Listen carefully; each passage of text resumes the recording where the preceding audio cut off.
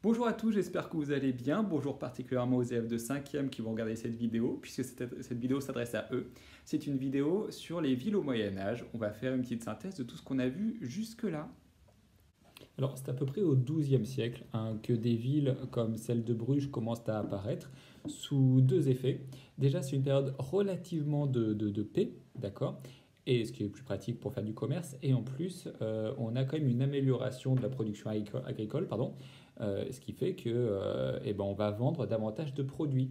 Et tout ça, les marchands vont en profiter pour arriver dans des villes qui vont beaucoup se développer grâce à ces activités commerciales.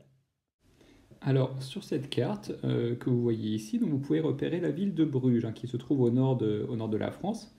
Nous avons deux grandes zones où les villes se développent, à la fois la Flandre, donc toute la zone autour de Bruges, de Gand, et l'Italie du Nord, avec des villes comme Gênes, Venise, Florence, qui sont de grandes villes commerciales au Moyen Âge.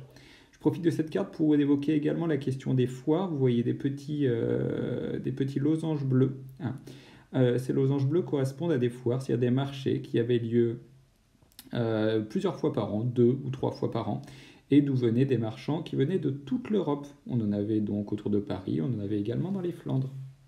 Alors, pour revenir sur Bruges, oui, c'est une ville qui va se développer donc grâce à l'activité marchande. Et on avait vu dans une file d'activité notamment une famille, la famille Arnolfini, qui étaient des marchands italiens qui étaient venus s'installer à Bruges. Et on voyait que les marchands de Bruges ont tellement d'argent qu'ils vont avoir du pouvoir même. C'est-à-dire que la famille des Arnolfini, ils étaient à la fois marchands, ils étaient banquiers, c'est-à-dire qu'ils prêtaient de l'argent, c'est-à-dire qu'ils en possédaient beaucoup quand même. Et en plus, il était conseiller d'un seigneur, d'accord? C'est-à-dire qu'eux-mêmes, ils pouvaient donner des conseils politiques. C'est-à-dire qu'il faut bien comprendre que les marchands n'étaient pas que marchands, ils étaient des hommes puissants et des hommes clairement de pouvoir. Alors, sur cette image, qui est une miniature du XIIIe siècle, qui montre un marché à Bruges. Alors on voit bon, certes des cochons et des poules et des vaches, mais on voit surtout en arrière-plan un homme ou une femme d'ailleurs, je ne sais pas trop, en rouge et son voisin en vert qui sont en train de vendre des tissus. Alors les tissus, c'était vraiment ce qui faisait la richesse de Bruges. Les marchands les plus fameux, les plus riches, vendaient du textile. Au Moyen Âge, on va parler du mot tissu, du mot drap ou du mot étoffe, voilà, pour désigner toute cette industrie textile. Et vraiment, c'était la grande richesse du nord de la France, de la Belgique et plus spécifiquement de Bruges.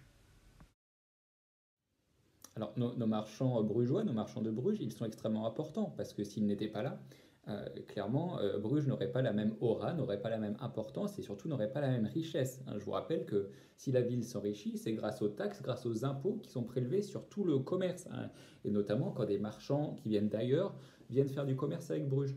Donc les marchands, ils sont tellement indispensables que ce qu'ils réclament, ça va être un rôle politique puisque en fait ils se rendent compte que bon, on a des seigneurs, on a un comte notamment à Bruges, et le comte de Bruges, il a la légère tendance à faire monter un petit peu trop les impôts pour les marchands. Et les marchands de Bruges, ils sont pas d'accord. Alors on va avoir même en 1280 une révolte de la part des marchands qui vont exiger déjà la baisse des impôts et ils vont également exiger d'avoir un rôle politique. Et c'est comme ça que petit à petit, à partir de cette révolte de 1280, les comtes, tout ça, les seigneurs vont commencer à laisser petit à petit leur place à des marchands qui vont avoir des rôles politiques au début pas forcément très importants, mais qui petit à petit vont remplacer les seigneurs et les comtes. À Bruges, on va avoir quelques décennies après, au début du XIVe siècle, ce seront carrément des familles totales de marchands qui vont diriger la ville. Et une ville qui est dirigée par des marchands et non pas par une famille de seigneurs, ça a un nom. C'est ce qu'on appelle à l'époque des communes. Voilà. Le mot commune, c'est un mot qu'on utilise encore aujourd'hui pour parler d'une ville. Bon, à l'époque, une commune, c'est une ville, certes, mais c'est une ville qui est dirigée par des marchands. Et Bruges, tout comme Gênes, tout comme Venise, va être une des grandes communes du Moyen Âge.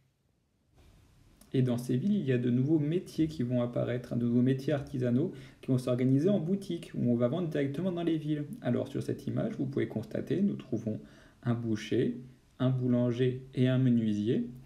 Tous ces marchands s'organisent dans ce qu'on appelle des corporations, ou des métiers avec un grand M. On préférera le terme de corporation, c'est-à-dire qu'ils sont unis en groupe et ils prennent des décisions à plusieurs. Il ne peut pas y avoir par exemple un nouveau boulanger qui s'installe à Bruges sans l'accord de tous les autres boulangers de la corporation des boulangers.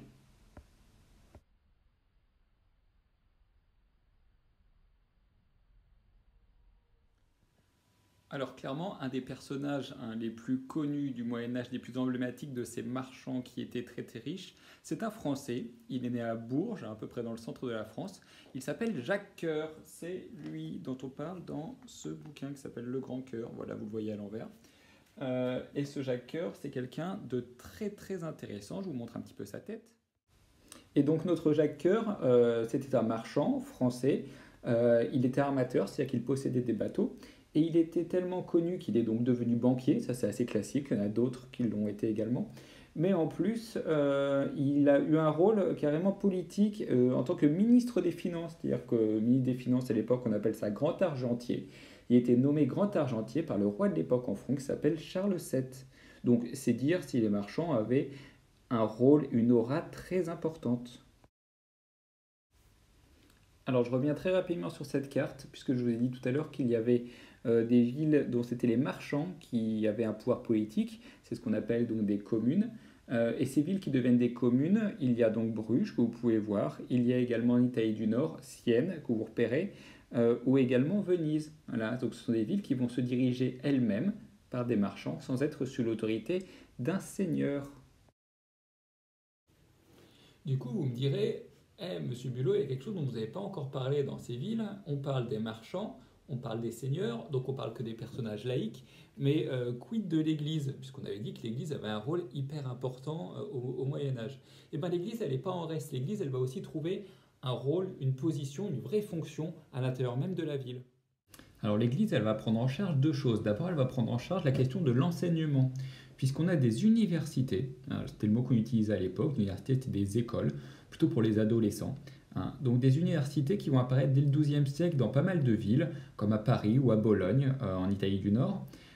Ce sont des écoles, hein, des communautés organisées par les religieux, et les religieux, à l'intérieur de chaque université, sont libres d'organiser eux-mêmes leur enseignement. C'est-à-dire qu'on va y apprendre évidemment des textes religieux, le catéchisme, mais également des choses un peu plus scientifiques, la médecine ou encore le droit. D'accord ? Et puis, en plus de l'enseignement, l'Église va s'occuper de tout ce qui va être la question des soins. Hein, elle va s'occuper des pauvres et des malades. Dans les villes, il va y avoir des espèces de grands hôpitaux qui vont accueillir pauvres et malades. Ces hôpitaux, on les appelle des hôtels-dieux. Hein.